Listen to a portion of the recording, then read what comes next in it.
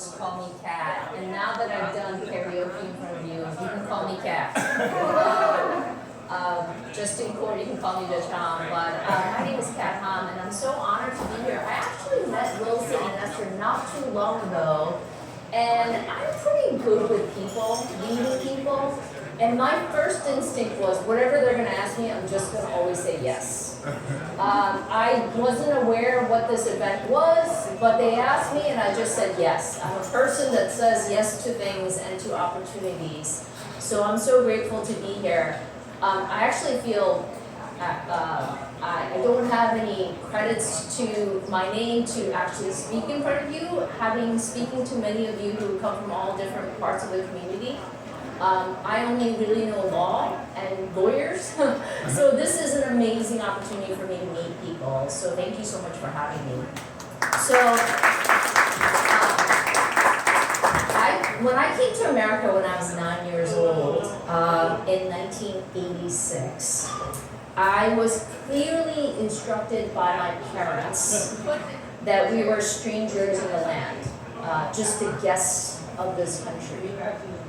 I was instructed by my parents to not make a fuss, to always concede to the real Americans. Don't ever really get in a fight with anybody because you're never going to win.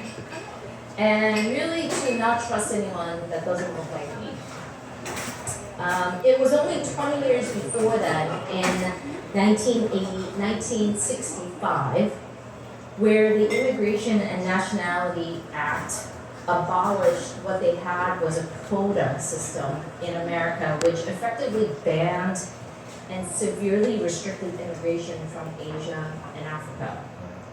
And only because of this act, 20 years later, was I able to come to this country.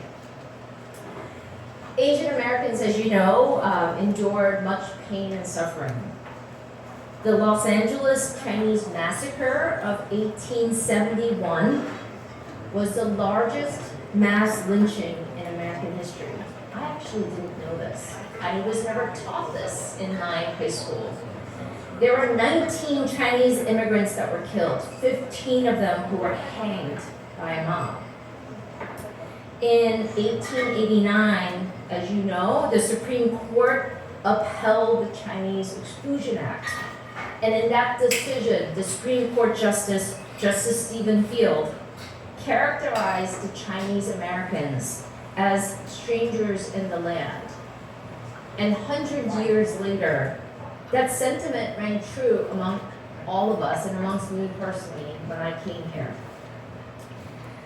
But it was our ally in our community, Frederick Douglass, who openly spoke out against the Chinese Exclusion Act, arguing that our country should welcome all races and nationalities and that we are a better country for it. The collaborative work and the communities working together continued. I had to do some research and realize that there were several Asian Americans who collaborated with the marginalized Black and Brown communities. Yuri Kochiyama collaborated with Malcolm X and supported Black liberation. Richard Aoki joined the Black Panther Party. The pain and suffering and the joy and celebration and the accomplishments are shared amongst all people of color and different communities rising together. And I think this is what we're here about. When I was younger, while helping out my parents make it into this country with their blood, sweat, and tears for 32 years at a dry cleaning store, I never imagined in my wildest imagination that I would ever become a judge. I just never thought so.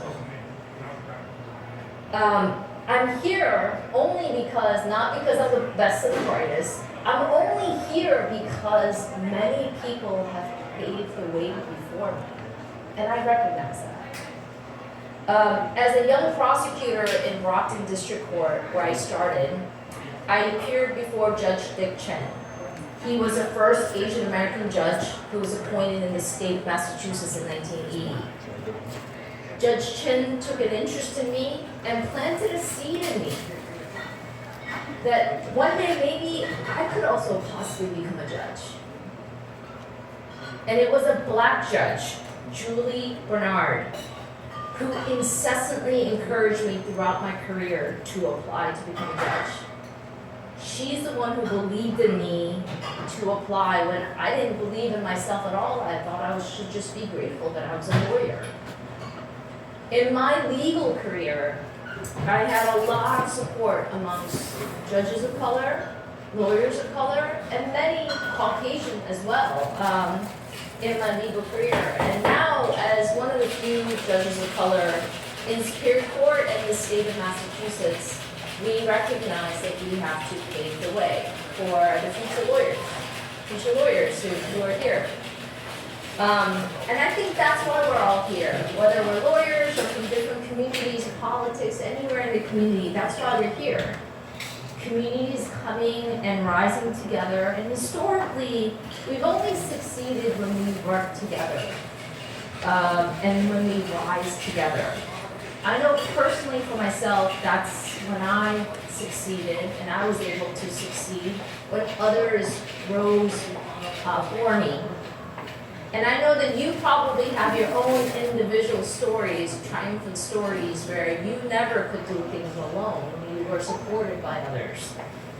And who you are supported by may not necessarily look like someone who looks like you, which is what my parents told me. And slowly I recognized that I can trust and rely on people in my community who are different from me, who are similar from me. We have to lift each other up. I don't think I'm saying anything really new, but I think especially in my legal field, it's been that there was a competition, that there were so few of us as lawyers who were Asian American descent that we would have to compete against each other, or that we would be pinned against each other because there can only be one person of authority or power, not more than one.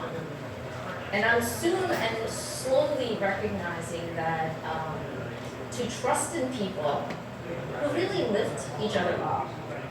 And that's why Wilson and Esther, when they asked me, I haven't really talked to them for that long, but when I met them, I recognize that they're the ones who lift people up, bring people together from different communities, and lift each other up. So when I recognize good people, I always say yes. And frankly, I don't deserve to be here, but I'm so grateful. I'm meeting so many new people, and I'm so grateful. So thank you so much for having me.